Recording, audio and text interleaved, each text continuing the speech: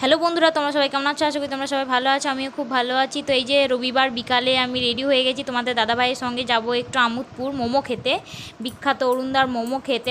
তাহলে চলো অবিরামপুর দিকে যাই, দিদিকেও নিয়ে যাব, যেহেতু দিদি বাড়িতে একাই আছে।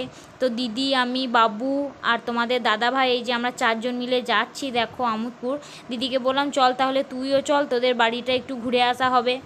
নয়ন দেখেছে আগে, যদিও বা আর একবার দেখবে, চল ঘুরে আসবো। এখন যেহেতু কাজ হচ্ছে তো বাড়িতে, আমার চোখ আগে দেখেছি, এবার তো দেখা হয়নি। এখন তো তোদের বাড়িটাও দেখা হবে। এই যে ওদের বাড়িটা আমার দিদি সব ঘুরে ঘুরে দেখাচ্ছে, পাচি টাচি সব ঘিরে দিয়েছে, সব ঘুরে ঘুরে ঘুরে ঘুরে দেখাচ্ছে দিদি যে কোথায় কি হবে না হবে। নয়ন সব বলছিল এরকম করবে দিদি, এরকম ফুলের বাগান করবে। আর এই যে এখানে দেখো সামনে এটা কি সুন্দর ডিজাইন করেছে, বাবু খেলা করছে। এই যে আমরা অরুণদার মোমোর দোকানে এখানে চলে এসেছি, প্রচুর পরিমাণে ভিড় ছিল।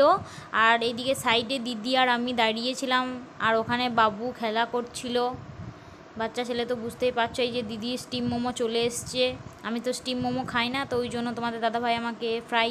আর তোমাদের দাদাভাইয়ের অবস্থাটা দেখলে, ঘেমে কেমন অবস্থা হয়েছে, গরমে প্রচণ্ড গরম ছিল সেদিনকে না, এত গরমের মধ্যে মোমো খাওয়া অসম্ভব ব্যাপার। এই যে স্যুপ চলে এসছে, তোমাদের দাদাভাই স্যুপ খেছে। আর তোমাদেরকে অনেকক্ষণ থেকে দেখাচ্ছি, আমাকে একটু দেখাও, তাই আমাকে একটু দেখিয়ে দিল তোমাদের দাদাভাই। দেখো আমি কী করে স্যুপ খাচ্ছিলাম। আর এই যে দিদি খুব লজ্জা পাচ্ছিল, আর বাবু দুষ্টুমি করছে, শুধু সমানে দুষ্টুমি করছে, মানে তোকে কেন নিয়ে এলাম। আর তোমাদের দাদাভাই দেখো সব খেয়েছে, আর কী অবস্থা।